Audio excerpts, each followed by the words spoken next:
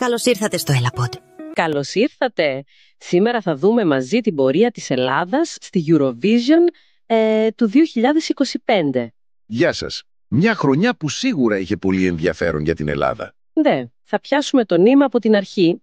Έχουμε μαζέψει πληροφορίες από διάφορα μέσα, ξέρεις, Earth News, Workenter, D-News, αλλά και Wikipedia φυσικά. Και ο στόχος είναι να δούμε πώς φτάσαμε στην Κλάβδια, στο Αστερομάτα και τελικά σε αυτή την πολύ καλή έκτη θέση. Ακριβώς. Η καλύτερη εδώ και χρόνια. Αλλά ας ξεκινήσουμε από τη μεγάλη απόφαση. Την επιστροφή του εθνικού τελικού.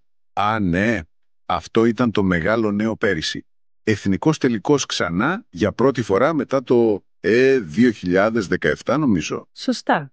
Και η ΕΡΤ το ανακοίνωσε και από ό,τι διαβάσαμε παντού έγινε χαμός με τις συμμετοχές. Έγινε.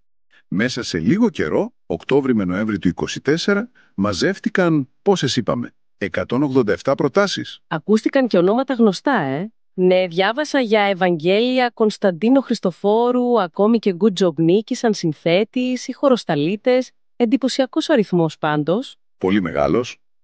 Και μετά λοιπόν έπρεπε από αυτές τις 187 να γίνει μια επιλογή για τον τελικό. Υπήρχε μια επιτροπή, έτσι, επταμελής. Ακριβώς. Επταμελής επιτροπή από την ΕΡΤ επέλεξε 12 τραγούδια, χωρίς να ξέρει αρχικά ποιος είναι ο καλλιτέχνης. Δηλαδή, άκουγαν μόνο τα τραγούδια. Μάλιστα. Και θυμάμαι κόπηκε και ένα ντουέτο στο τέλος, Ναι, γιατί είχαν παραβιάσει ένα κανόνα. Είχαν αποκαλύψει τον τίτλο του τραγουδιού τους νωρίτερα από ό,τι έπρεπε. Κάπως έτσι.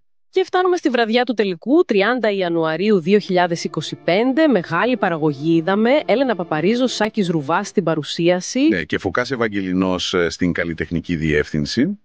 Λαμπερή βραδιά σίγουρα. Και οι 12 φιναλίστες τα έδωσαν όλα. Άντι Νίκολας, Μπάρμπις, Ευαγγέλια, Κλαβδία, ο Χριστοφόρου με τον Καραφώτη. Είχε αγωνία η ψηφοφορία, φαντάζομαι. Πώς ακριβώς ψήφισαν? Λοιπόν, ήταν ένα μεικτό σύστημα. Το 50% ήταν το κοινό με televoting, μηνύματα κτλ. Το κλασικό. Και το άλλο 50%? Αυτό μοιράστηκε. 25% μια ελληνική κριτική επιτροπή με γνωστά ονόματα όπως ο Χατζηγιάννης, η Μελίτα Ασλανίδου, ο Σεργουλόπουλος. Μάλιστα. Και το υπόλοιπο 25% μια διεθνής επιτροπή με εκπροσώπους, ξέρεις, από δημόσιους φορείς άλλων χωρών, BBC, RAI, RTBF του Βαλγίου, τέτοια. Κατανοητό. Και από όλη αυτή τη διαδικασία, νικήτρια βγήκε η Κλάβδια με το Αστερομάτα. Δεύτερη η Ευαγγέλια. Ακριβώς. Η Κλάβδια. Την θυμόμαστε και από παλιά, από talent shows. Ναι, είχε πάει στο Ελλάδα έχεις ταλέντο, αλλά κυρίως στο The Voice, σωστά? Είχε φτάσει τελικό μάλιστα. Ναι, με coach την Παπαρίζου που παρουσιάζει και τον τελικό τώρα. Μεγάλωσε ασπροπύργο και το τραγούδι της, το Αστερομάτα, το έγραψε με τους Arcade. Και το ίδιο το τραγούδι. Πολύ συζητήθηκε το θέμα του. Για τον ξεριζόμο, την προσφυγιά, τις ποντιακές της ρίζες, αμιγώς ελληνικός στίχος. Ναι, η ίδια το είπε, ότι είναι ένα τραγούδι για τη μνήμη, τον πόνο του ξεριζωμού, αλλά και την ελπίδα. Συνδέεται με την οικογένειά της, την ποντιακή καταγωγή. Ίσως αυτό το προσωπικό, αυθεντικό στοιχείο να άγγιξε τον κόσμο. Πιθανόν. Και με αυτό το τραγούδι λοιπόν πήγε στη Βασιλεία της Ελβετίας. Στον ημιτελικό διάβαζα ότι πήγε εξαιρετικά. Καθήλωσε, έγραφαν. Ναι, πέρασε άνετα στον τελικό και μάλιστα ψηλά. 4η θέση πήρε στον ημιτελικό της. Και φτάνουμε στον μεγάλο τελικό 17 Μαΐου. Εμφανίστηκε 17η στη σειρά. Και τελικά... Τελικά 6η θέση, με 231 βαθμούς.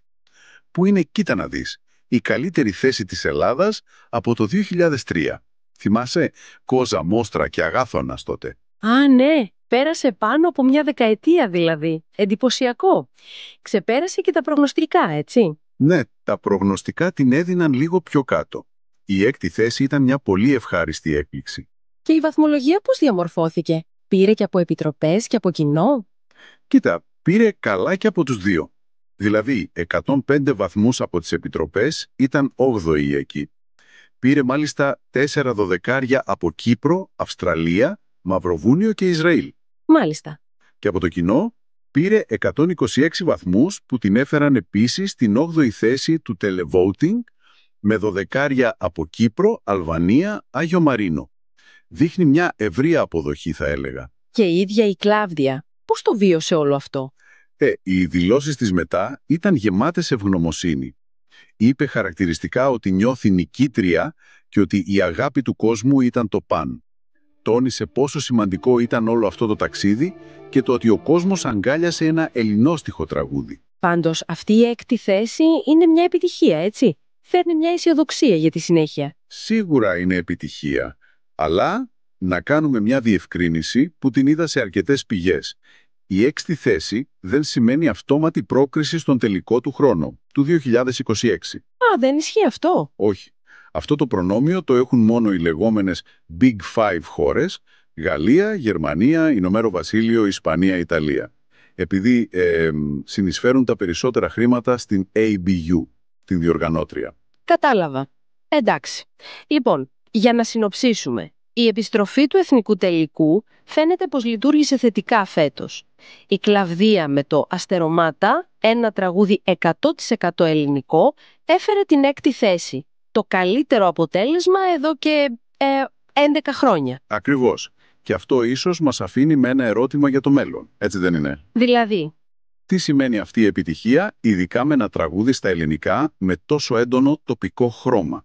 Μήπως άνοιξε τώρα ο δρόμος για να δούμε την Ελλάδα να στέλνει πιο συχνά τραγούδια με, να πούμε, εθνικό στίχο και ήχο? Αυτό είναι ένα πολύ ενδιαφέρον ερώτημα για το μέλλον. Θα έχει ενδιαφέρον να δούμε πώς θα το χειριστεί η ΕΡΤ τα επόμενα χρόνια. Θα το παρακολουθούμε σίγουρα. Ευχαριστούμε που μείνατε μαζί μας στο Ellapod, τον ήχο της σύγχρονης Ελλάδας.